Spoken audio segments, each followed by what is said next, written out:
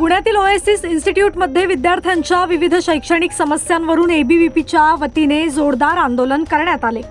Fee स्ट्रक्चरमधील पारदर्शकतेचा अभाव, विद्यापीठाशी संलग्नता, पदवीबाबत स्पष्टता, मुलींच्या हॉस्टेलची सुरक्षा, अपुऱ्या सुविधा आणि फी परताव्याच्या अडचणी असे अनेक गंभीर मुद्दे यावेळी उपस्थित करण्यात आले।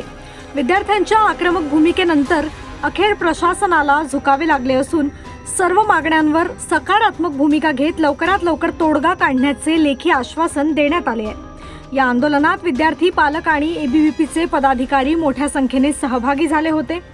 आता प्रशासनाने दिलेल्या आश्वासनांची अंमलबजावणी होते का, याकडे विद्यार्थ्यांचे लक्ष लागले आहे।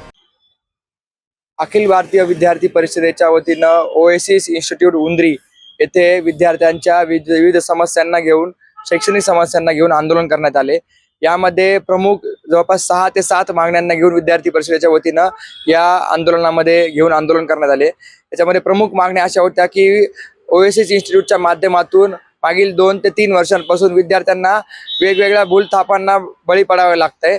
यामध्ये प्रमुख मागणी अशी होती की ARA जी अथॉरिटी आहे, ॲडमिशन रेग्युलेशन अथॉरिटी, याच्या मान्यतेनुसार ॲडमिशनची प्रोसेस इन्स्टिट्यूटमध्ये कशा पद्धतीने होते, विद्यार्थ्यांना वेळेवरती लेक्चर होत नाहीत, विद्यार्थ्यांच्या ज्या फीज रिफंडची पॉलिसी आहे ती वारंवारिता त्याच्यामध्ये सुसूत्रता येत नाही, अशा वेगवेगळ्या 6 विषयांना घेऊन या ओएसिस इन्स्टिट्यूट उंद्री येथे आंदोलन करण्यात आलेलं आहे।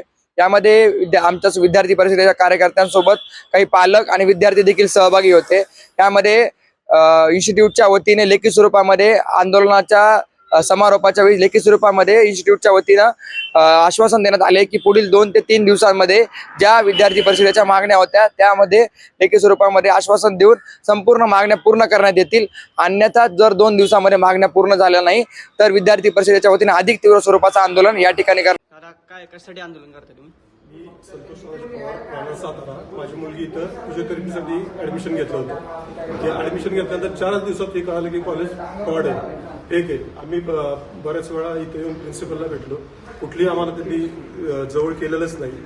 त्यानंतर त्यांनी सांगण्यात आलं की तुमच्या पोरांची लायकी नाही। मग आमचं मार्कशीट बघू तुम्ही ॲडमिशन काय दिलं, आमचा पहिला प्रश्न आहे। दुसरा प्रश्न असं आहे की आम्ही पोलीस स्टेशनला वारंवार जाऊन आमची कुठलीही पद्धतीची तक्रार घेतली नाही, कुठल्याही पद्धतीचं आम्हाला त्यांनी चांगल्या पद्धतीची वागणूक दिली नाही। आम्ही प्रथमतः या सर्व बांधवांचा आभार मानतो की आज पुण्यात आमचं कोणतरी आहे असं वाटलं।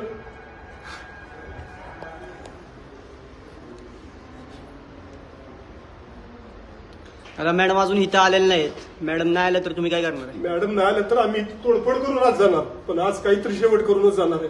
कारण आमचं आता इथं येऊन आम्ही जवळजवळ 9 महिने आम्ही प्रयत्न करतोय, कुठल्याही पद्धतीचं केलेलं जात नाही। आणि आज आता इथून पुढे कुठलाही असुर राहणार नाही, तर इथं आता जशाच तसं उत्तर द्यायला आम्ही तयार आहे। काय होईल त्या पद्धतीत आम्ही करायला तयार आहे।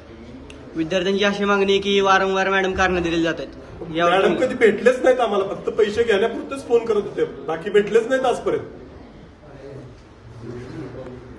आम्ही ऍडमिशन घेतलं होतं कारण की या कारणावरून की आमचं काहीतरी भविष्य घडेल। आम्ही सगळे तो डिग्री कोर्सला होतो, आमच्याकडनं फीस घेतलेली आहे, हॉस्टेलमध्ये गैरप्रकार घडले। हॉस्टेलमध्ये माझ्या स्वतःसोबत एक इन्सिडेन्स असा झाला होता, मला येऊन एका मुलांनी प्रपोज केलं आणि इथे जे आहेत मुजफ्फर, जे इथे बॉडीगार्ड मानतात स्वतःला, ते इथल्या कॉलेजचे काहीच नाहीये।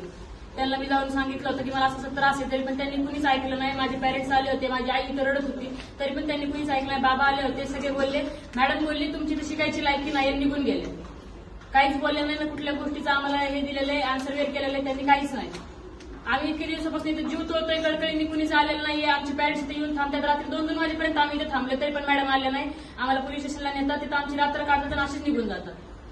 कुठल्याही गोष्टीचं आम्हाला इथं समाधान भेटलेलं नाहीये आणि आज मॅडम आल्याशिवाय आम्ही इथून जाणार नाही। आम्ही खूप दिवसापासून कळकळीने इथे विनंती करतोय, पण आज आम्ही जाणार नाही आमचे पैसे घेतल्याशिवाय।